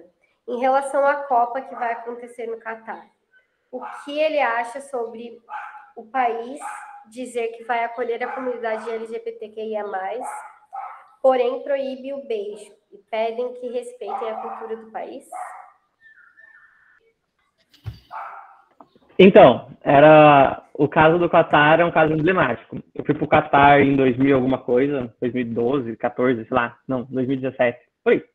E eu fiquei muito medo em andar, e como eu falei, né, tem que controlar o rebolado, tem que controlar a mão, a desmunhecada, porque eu tava assim, meu Deus, eu vou ser preso, alguém vai ver que eu sou viado e vai querer me prender, e como é que eu vou sair daqui? Então, assim, eu não aproveitei a cidade. Assim, eu fiquei um dia, né, numa conexão, e eu fiquei com medo, tipo, medo mesmo. E aí, daí, continuei minha viagem. Agora eles falam que eles vão abrir, né, por conta da Copa, e que as pessoas vão ser bem aceitas, mas elas devem se atentar aos costumes e regras locais. Como todo turista, eu posso chegar em Amsterdã e comprar um baseado e fumar um baseado lá, agora eu já não vou poder fazer isso em Nova York, porque é contra as regras lá em Nova York. Então, assim, o turista ele tem que saber onde ele está, quais são as regras que ele tem que seguir, isso é de praxe. Agora, o que aconteceu no caso da Rússia é um parâmetro, talvez, Andressa. A Rússia também estava condenando qualquer manifestação, né, que eles chamavam de promoção à homossexualidade. Um grupo de pessoas, cada um com uma cor de camiseta, uma azul, uma roxa, uma verde, amarela, eles andavam juntos. Então, juntos, eles formavam as cores da bandeira LGBT. Então, ninguém estava fazendo uma manifestação, ninguém estava fazendo nada. Por coincidência, eles estavam com a bandeira LGBT no meio da rua, andando ambulante por lá. Agora, quanto ao Qatar, é muito mais complicado, porque eles prendem. A Rússia também prende, assim, a gente não sabe nunca mais. Agora, quando o jogador de futebol da Austrália se assumiu gay para fazer essa manifestação, esse protesto, houve uma mudança assim, de posicionamento do Qatar para atrair esse público. Então, assim, houve um marketing, uma jogada aí para que esse público vá ao Qatar. Porque além dos jogos, eles consomem hotel, hospedagem, passeios, coisas no deserto e por aí vai. Lembrando que a Qatar tem uma companhia aérea estatal, que é a Qatar, então os voos para esse país só poderão ser feitos de Qatar. Então você tem que voar com a companhia deles, sendo hétero ou sendo gay. Então eu vejo como uma jogada. Pode ser que eles não prendam ninguém para não surgir um escândalo, né, internacional, assim. Mas também os gays que vão para lá, eles acham que devem se policiar. Eu não vou sair beijando ninguém na rua, mas eu posso sair sim com a minha bandeirinha LGBT na roupa, porque isso eu não estou infringindo nenhuma lei local. Lembrando que no Qatar os homens andam de mão dadas, porque é uma regra da religião deles, né? Então acho que isso também não vai ser um problema. Mas ainda assim eu tenho medo. Dubai também é um destino internacional, só que Dubai é um pouco mais complicado, porque além deles condenarem a homossexualidade, no aeroporto eles impedem passageiros soropositivos de adentrar no país. Então, se você é portador do vírus HIV, e você não pode levar os seus remédios, porque eles fazem a revista, e aí eles proíbem de entrada e você pode ser preso. Então, tipo, é muito mais complicado. O Qatar ainda não faz essa vistoria da mala proibindo o seu remédio. Não consta, pelo menos nos relatórios internacionais do Spartacus, nem outro que faça isso, diferente de Dubai. Então, vários poucos empecilhos que vão repulsando o turista. Quando o Antônio falava da pousada, eu recebi, há uns 4 meses atrás, um empresário de Matinhos pedindo ajuda para fazer a consultoria LGBT do empreendimento dele. Ele montou um bar, um pub e um salão de beleza. Então, ele fez vários empreendimentos na cidade e ele queria que o comércio dele fosse conhecido pelos gays por ser gay-friendly, né? Aí eu falei, você vai pôr uma bandeira LGBT? Ele disse, não, porque eu não quero perder os clientes cristãos. Você vai contratar uma travesti para fazer o cabelo e maquiagem das suas clientes no salão? Ele disse, não, porque vai chocar demais. Então, você não é um aliado, você não é um gay-friendly. Você quer atrair o pink money dessas pessoas, você quer que os gays consumam no seu bar, só que se um gay ficar de mão dada te dar um beijo, você não vai intervir, você vai deixar ele sofrer preconceito. Aí ele nunca mais me falou, nunca mais me procurou para ter a consultoria. Foi só essa que eu dei, assim, primeira reunião foi essa. E aí, no caso da Cabana Suíça, a bandeira que está lá hasteada, ela não é tão grande quanto a bandeira do Brasil e da Suíça e de outros países que estão na porta, ela é uma bandeira pequenininha. Mas ainda pequenininha, ela é interessante, né? E aí, quando eu estive em Fort Lauderdale, que é a cidade gay dos Estados Unidos, a cidade inteira é decorada como LGBT. A população lá, predominantemente, é LGBT, principalmente de gays aposentados que migraram para lá. E aí, eles usam diversas outras táticas de identificar, né? Como você falou, eu não posso pôr uma bandeira LGBT aqui na frente do empreendimento. Mas você pode colocar outros detalhes que vão lembrar isso. Você pode colocar um quadro da Madonna do lado de um quadro da Britney Spears, do quadro da Beyoncé. Você pode colocar todas as playlists divas pop do Spotify para tocar no seu empreendimento. Você pode usar pequenas decorações coloridas que vão remeter a esse universo. Então, você tem várias formas de você agir de forma gay-friendly que somente aquele público que faz parte dessa comunidade vai conseguir identificar. Aqui em casa eu tenho alguns desenhos de um artista que ele faz desenhos e todos são de homens seminus. Assim, são 10 quadros que eu tenho na sala. Quando você chega, você se depara com aquela cena, óbvio, todo mundo sabe que eu sou gay, mas nada daqueles quadros remetem ao universo gay. São apenas homens nus. Então, são formas, né? É bem isso, acolhimento. Você vai ter uma outra forma. Tem uma página na internet, no Instagram, chamado Diversidade Nerd. E ele traz algumas formas, né? Então, você pode colocar os livros coloridos, um do lado do outro. Tipo, você compra lá 10 livros e coloca na ordem da bandeira, você vai atrair isso. Você coloca aquele quadro da Anitta, do Bang, que é uma obra art pop, ele vai remeter esse universo. Você pode colocar o Batman e o Robin, que ainda que não seja um casal gay assumido, o público LGBT se identifica com isso. Alice no País das Maravilhas, Judith Garland em A Noviça Rebelde. São coisas que faz parte de uma comunidade que só quem faz parte dela vai se identificar. Então, aí você vai trabalhar outras coisas, você vai ficar atento. Se um cliente seu vai sofrer algum preconceito, você vai ter que intervir. Você vai ter que fazer uma formação prévia dos seus funcionários, de como atender. Um dos primeiros estudos sobre turismo LGBT era, como eu falei, se os hotéis eles respondiam às mensagens de hospedar 2 homens, né? Então, você já fica claro, quando chegar 2 homens, você já oferece a cama de casal. Tipo, você não... Se eles falarem, não, a gente quer 2 camas de solteiro, tá, vocês são héteros, me desculpa. Então, você age de uma outra forma. E aí, você também pode patrocinar alguns eventos. Vai ter um evento, você pode contratar uma travesti, você pode fazer um dia da maquiagem, contratar drag queens, entretenimento. Então, são vários outros pontos que você pode atrair a comunidade, como só ela vai se identificar e ninguém vai ficar ofendido, seus aliados vão estar ali e vão favorecer um ponto comercial. Perfeitamente. Mais alguém tem pergunta? Pelo silêncio, não, né? Certo. Então, olha só. O pink money, que é o dinheiro, né, proveniente de todos os gastos feitos pelos LGBT, é como se fosse um monte de dinheiro ali na rua. Em direito, o que está na rua é chamada de res nullio, é coisa de ninguém. Ignorar esse nicho de mercado equivale você passar ao lado desse monte de dinheiro e dizer, eu não vou pegar, eu não quero, entendeu? eu quero, certo? Então, eu vou seguir todos esses conselhos que você deu, né? Quem sabe, até num futuro, o meu empreendimento, eu possa levantar bandeiras do tamanho gigantesco LGBT, mas no momento eu sei que eu não posso, justamente por causa desse preconceito. Uma pergunta. Isso, Ellen. A pessoa que é heterossexual, ela pode frequentar esse hotel LGBT? Ah, a gente não queria. Mentira, pode. Pode sim. Não, porque, assim, muitas pessoas não são como a gente, como nós que os respeitamos, né? Uhum. Eu tenho amigos desde a minha infância, a Lesca Ferrari mesmo, ela tinha um estúdio de dança e eu, quando eu tinha 15 anos, ela me acolheu. Então, eu amo ela, né? E eu super respeito, mas tem pessoas que não respeitam. Então, a minha dúvida era essa, se é uma pessoa que é heterossexual pode também ir ao hotel.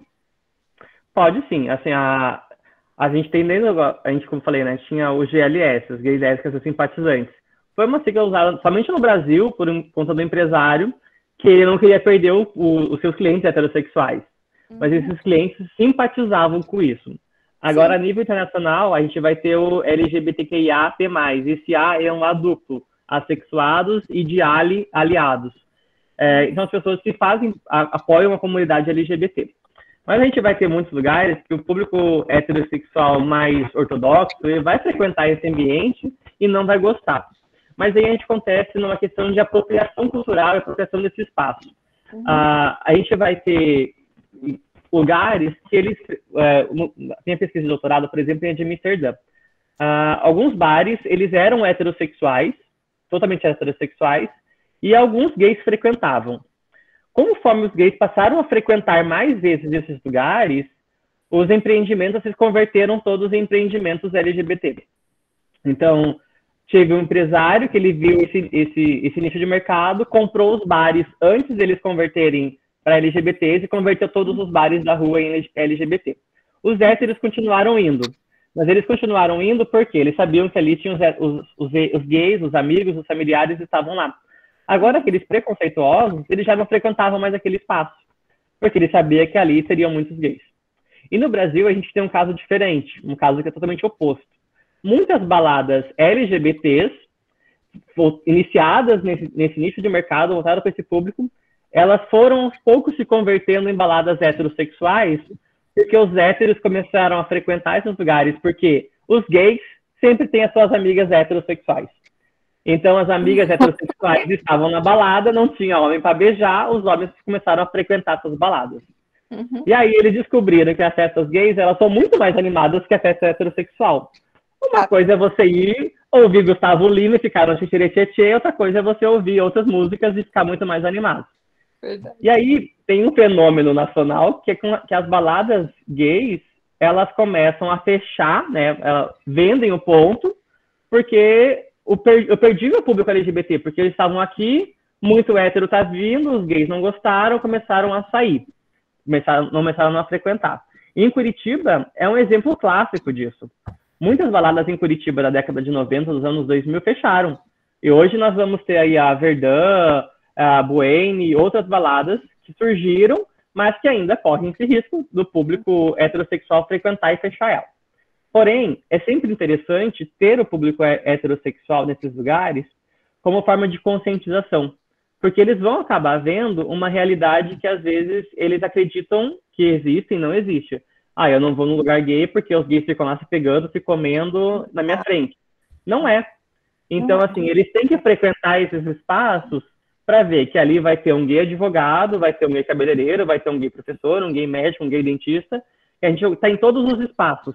Só que nesses espaços, às vezes, a gente tem que acabar tendo uma imagem heteronormativa, e nesses outros espaços a gente pode demonstrar afeto. E aí, quando ele frequenta, ele vai falar, nossa, eu não sabia que fulano era gay. Eu não sabia que o meu médico, o meu dentista era gay. E nesses espaços ele vai ver que ele convive com essas pessoas diariamente. então não tem por que ele deixar de respeitá-las. Então, são dois lados numa mesma moeda. Mas você é sempre muito bem-vindo. Mas, Christopher, bicha burra nasce morta. Quando você for, né, lá para o Oriente, compra uma burca. Que chique! Já pensei a mesma coisa, cheia de brilho, assim, ó.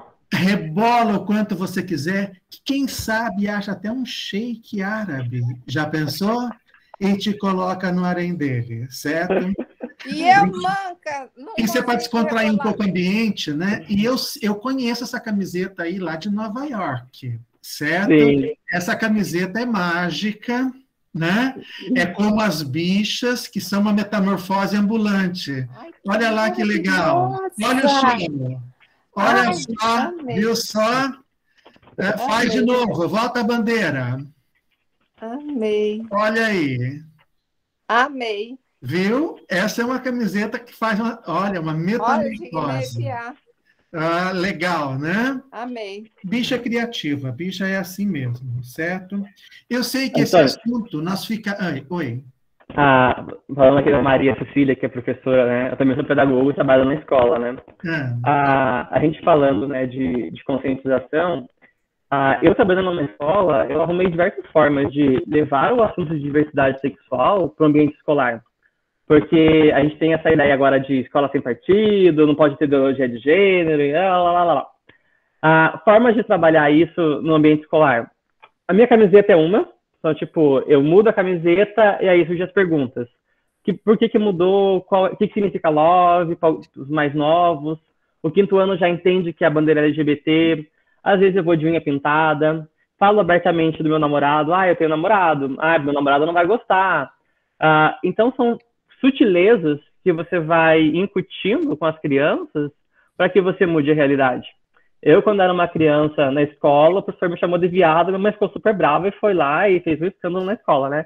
Mal sabia ela que, né, hoje estaria eu aqui honrando o xingamento do professor. Mas assim, ó, né? Para ele foi. Para ele foi. Hoje também é empoderamento. E aí, Maria, tipo, eu como professor, eu vou usando de diversas formas. Quando você faz uma atividade com a criança, você manda eles contar quantos pirulitos tem, quantas balas tinham, quantos homens tinham no evento. E você pode muito bem mudar essa forma perguntando, olha, no ambiente nós tínhamos 4 homens heterossexuais, 2 homens gays, 6 mulheres. Quantas pessoas nós tínhamos? Essa simples palavrinha vai gerar uma discussão na escola, de uma forma respeitosa, você vai conseguir trabalhar com cores, você vai trabalhar com símbolos, você pode levar o símbolo do punho feminista dentro do ambiente escolar. E também você pode trazer isso para o mercado. Você pode trazer a drag queen, como eu falei, para estar num show, numa casa, e fazer um teste. Você tem um Bora Bora, né? Não sei se está funcionando um Bora Bora no Pride Leste, e você leva cantor de sertanejo. Se você fizer um show de uma drag queen, você vai automaticamente identificar o seu público ali que vai ficar empolgado. Esse público vai fazer um boca a boca para outras vezes.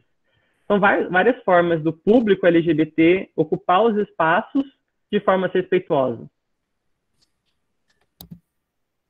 Perfeito. Eu estou percebendo aqui que a minha colega Rosângela Bratz, né, lá de Santo Antônio da Platina, entrou. Muito obrigado. Também entrou durante o evento a Isabelle, né, que é outra pessoa maravilhosa da nossa faculdade. Né? O professor Augusto levantou a mão, então pode falar, professor. Estão me escutando? Eu acho que eu vou aproveitar porque minha ligação continua meio esquisita, né? Então, aproveitar que está funcionando agora para fazer minha contribuição, assim, se eu não conseguir, aí peço novamente desculpas, né? Mas hoje está difícil. Christopher, muito obrigado mais uma vez pela disponibilidade. Eu acho que falta discussão. Eu acho que público LGBT, de um modo geral, acaba por ter sempre falta de algum respaldo, nomeadamente em pesquisas e de como atrair e de como trabalhar esse público. Eu fiz parte já de experiências e de situações que envolvem o público LGBT.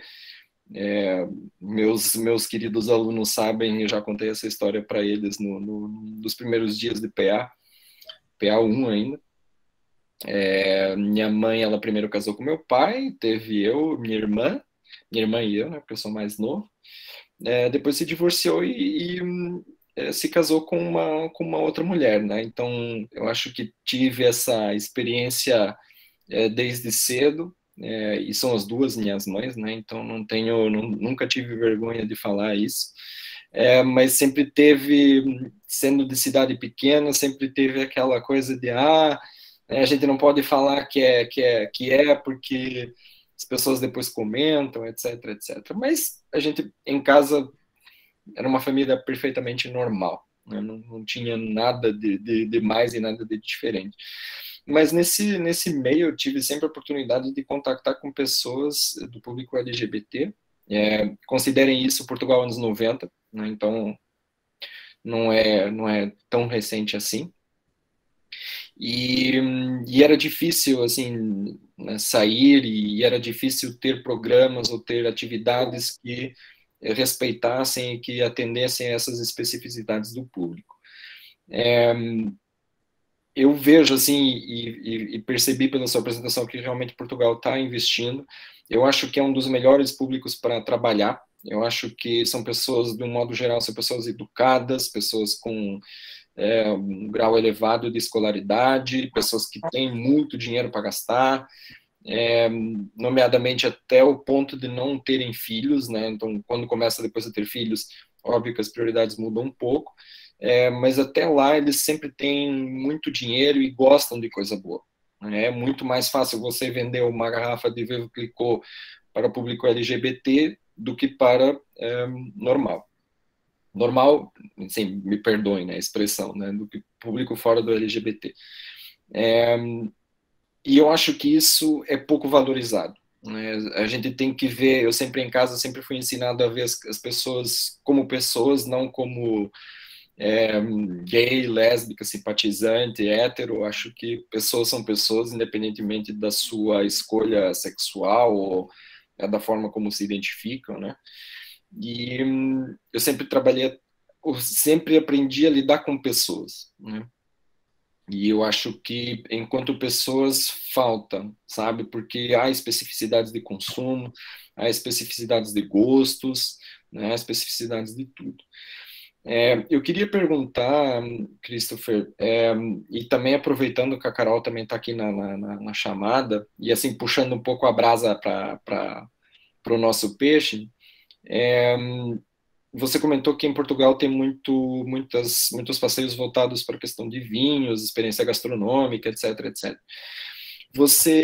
Qual que é a sua opinião em relação a esse mercado no Brasil, né? Então, esse tipo de segmento no Brasil relacionado com a experiência mais gastronômica ou mais enoturística, e se você acha que existe estrutura suficiente para receber ou para ter uma experiência exclusivamente LGBT, ou se existem já algumas experiências que são adaptadas para o público LGBT, e o que você acha que, sim, fazendo benchmark com outros países, né, não necessariamente Portugal, o que poderia ser implementado, o que poderia ser melhorado no Brasil nesse quesito? Tem potencial, tanto que agora Gramado lançou no último Festures, aconteceu agora começo do mês, final do mês passado, a promoção de Gramado como um destino LGBT. Mas Gramado é um caso à parte porque investe em todos os lados. Só que o principal ponto de investimento no Gramado é no enoturismo para o público LGBT. Na pesquisa, né, como eu falei que eu tinha feito, identifiquei 18% das pessoas, se não me engano, voltado para esse público. Mas a gente vai ter o investimento das próprias vinícolas em ter vinhos direcionados a esse público. Há diversos rótulos agora e diversos nomes para vinhos, Orgulho, Free, Freedom, Proud, várias marcas de vinho, né, surgiram com as cores da bandeira LGBT, com um rótulo e um marketing diferenciado para esse público, porque sabe que vai atender. Gramado, a gente tem todo o aparato, né, da Serra, que vai fazer esse atendimento, Mas também agora a gente vai ter isso na Delta do São Francisco, no Nordeste, que também vai estar focando nisso. Vinho é consumido no público LGBT depois de cerveja e fica antes da vodka. Então, assim, os gostos, eles, como você falou, né, ele vai ter essa educação, essa cultura maior do que, às vezes, o público heterossexual. Portugal, por ter grandes vinícolas, já acaba sendo um atrativo natural, né? Você vai a Portugal, você vai comprar vinho. Você quer o vinho do Porto, você quer um Casal Garcia. E aí, você focar em ter, digamos assim, uma visitação guiada somente para esse público LGBT, ou fornecer um piquenique, você vai atender esse público muito fácil. Eu fui para Gramado agora, começo do mês passado, com meu namorado, e aí a gente foi visitar a Julimon. Então, tipo, porque era um passeio próximo de Canela, e a gente não sentiu diferença nenhuma, assim, em solicitar um piquenique e ser um casal gay. Agora, também em Gramado, tem o Parque das Olivas, né? Então, você também faz um outro piquenique próximo das oliveiras. Então, acho que vai despontar isso, porque o público LGBT hoje, com renda, vamos pôr assim, na faixa dos 25 aos 50, 60 anos, ele vai consumir, como você falou, não tem filhos. Gramado se consolidou como destino nacional. Nordeste também. Aí você diversifica o Nordeste. Você não vai só em Maragogi e Fortaleza, você vai visitar agora o Capitólio e o São Francisco. E aí você vai ofertar esse passeio, esse atrativo. Então tem muito a crescer. A gente para de consumir um pouco de Campo Largo para consumir aí um Casa Valduga, um Chandon, porque isso atrela, né, a imagem a sua identidade. Você acaba consumindo determinadas marcas para você reforçar o seu status quo numa sociedade. Então, recentemente eu saí com uma pessoa e daí a pessoa falou, quer tomar cerveja? Não, eu tomo vinho. Eu falei, nossa, toma vinho. Você já muda a concepção da pessoa por conta disso. Você tem imbuído aí um status quo. Eu acho que vai ter muito a crescer. Como você falou, vendeu um bebê clicô, né? Então você tem o champanhe como uma imagem bastante elitizada e o público consumidor são gays ou são mulheres. Os homens, eles vão tomar um Dry Martini, vão tomar um whisky 12 anos.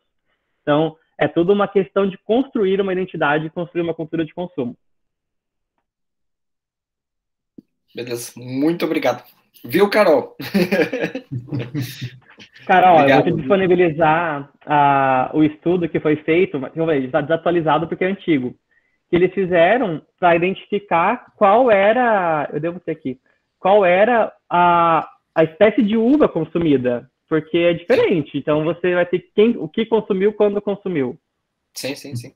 Não, e assim, novamente, eu falo um pouco por experiência própria, né? E o contato que eu tive com pessoas LGBT desde cedo eram pessoas com um extremo bom gosto, assim, eu lembro de ter festas de final de ano em que, nossa, eu tinha pena de não poder consumir bebida alcoólica na época, né? Porque era um luxo. E, assim, tive a sorte de ter esse contato, tive o privilégio também de poder ter essa experiência. Durante muito tempo, acho que também por conta de ter tido esse contato, tinha muitas pessoas que quando me conheciam achavam que eu era gay, né? Até eu vi esse boato na UFPR Litoral. Mas não, gente, assim, não tenho problema nenhum com a minha sexualidade, respeito todo mundo, porque, novamente, né, eu trabalho e lido com pessoas e tenho amizade com pessoas, não com as escolhas delas, né? Então, a partir daí, o resto é só agregar, né? Que bom. Obrigado, professor, pela participação, né? E eu que comecei esse curso recém-saído do Poder Judiciário, né? Então, todo mundo ficou em dúvida na primeira semana, né? Será que é? Será que não é? Então, no início, era tratado de Sua Senhoria, Vossa Excelência, e hoje, né, eu virei bicha mesmo, né? Mas tudo bem, tudo certinho, sem problema nenhum. Professor. Oi. Só interromper, Antônio. Professor, na tela está o consumo, né, da pesquisa que foi feito. E aí a gente tem também a divisão dos tipos de uva, pelo público gay e pelo público lésbico. Então, o Cabernet Sauvignon está maior, o Pinot Noir, o Merlot. bem menos do que o consumo do Malbec. Então, os gostos também são particulares. Mas ele acaba ficando na pesquisa internacional mais do que cerveja e vodka. Já no Brasil era mais vinho, mais cerveja, por conta da nossa cultura de consumo de cerveja. Maravilha. Viu, Carol? Se quiser, acho que se o Christopher puder compartilhar com a Carol, acho que para ela está trabalhando no TCC dela, muito relacionado. Eu já vou mandar uma mensagem. Então, se você puder compartilhar com ela, muito obrigado. Mando sim. E agora, posso falar? Pode. Bom, vocês viram que o assunto é infindável, né? E é um assunto gostoso de se tratar, mas o horário está indo já bem além do programado. Eu gostaria de agradecer imensamente o Christopher por trazer esse cálice que transborda de conhecimento e que nós podemos, né, embebedar desse cálice. Christopher, muito obrigado por você ter aceito o nosso convite, de você trazer toda essa luz, né, essa conscientização, esse lado bacana, né, do público LGBT. Quero agradecer aos meus colegas de trabalho, de turma, que me ajudaram imensamente para que eu pudesse dominar o mínimo possível da TI, não é? E estar aqui hoje mediando essa palestra, esse encontro maravilhoso. Quero agradecer ao professor pela oportunidade que nos deu de cada aluno fazer o seu evento. Nós teremos ainda um no dia 9, que é o da Caroline, depois eu abro espaço para ela fazer o merchan, que é o encerramento desse ciclo de palestra. Quero agradecer aos colegas universitários de outras turmas que estão aqui conosco. Quero agradecer os membros da comunidade e meus amigos, né, que estão aqui representando o Paraná, o estado de São Paulo, né, e dando esse prestígio a esse evento. Sem vocês, ele não teria razão de ser, não é? Quero dizer que logo na sequência, assim que acabar essa palestra, eu vou encaminhar a todos os presentes um outro questionário, que é a confirmação de participação, para que a gente possa emitir os certificados, que para uso, por exemplo, dos acadêmicos, vão contar como horas atividades, e para quem não é acadêmico, como um título numa futura prova de títulos e documentos, não é? Então, Carol, se você quiser fazer aí a sua merchan da sua palestra, fique à vontade.